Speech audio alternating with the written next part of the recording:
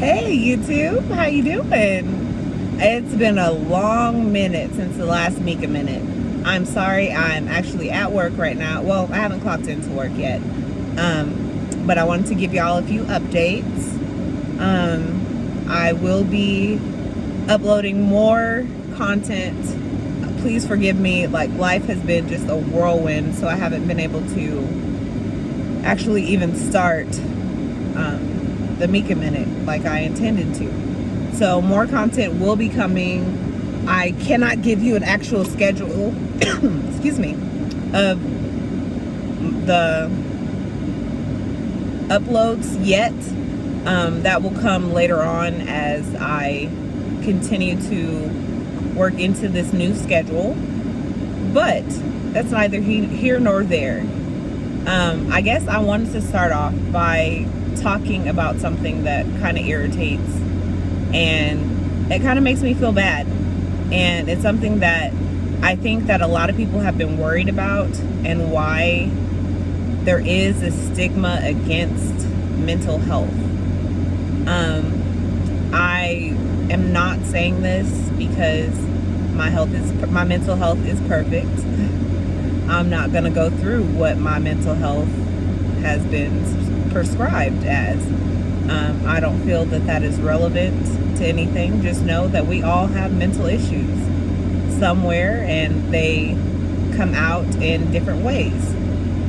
So I'm only bringing this up because I'm seeing that it's being used in the way that I believe that we feared, and why it wasn't taken as seriously in the past as it should have been.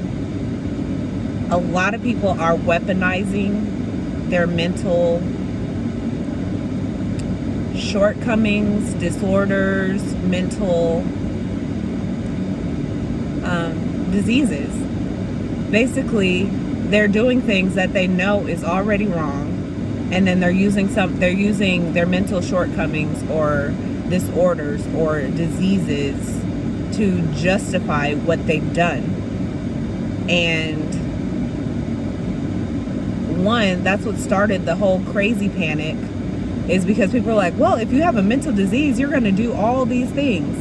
And two, mental disease is unhealthy if it goes unchecked.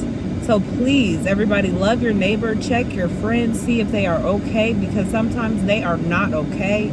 And when their jokes get dark, somebody needs to know about it, because you may be in danger. That's number 2. Number 3, God is in control. That actually is number 1, but I'm gonna go ahead and finish it like that. God is in control. So a lot of people are panicking about things, and like these labels, oh my goodness, that's a whole other video. But basically, being saddled with any kind of mental disorder, disability, disease, affect, identity disorders, anything like that. We have to take the initiative, and when we know something is wrong, we have to be healthy, and we have to go seek out help. I don't care what you have to do to get that help. Well, no, I do care what you have to do to get that help. Be safe, and definitely make sure the people around you are safe.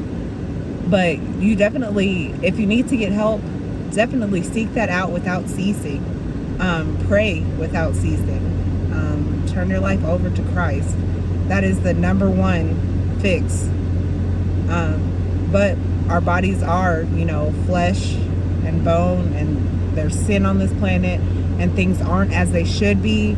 So there are people here that we can talk to that can help us, that can, give us things that can balance us out, that can even out some of those emotions, that can help us work through what the actual problem is, because we respond to our feelings and emotions so much that we don't really know what the actual problem is. We don't take a minute, we just react.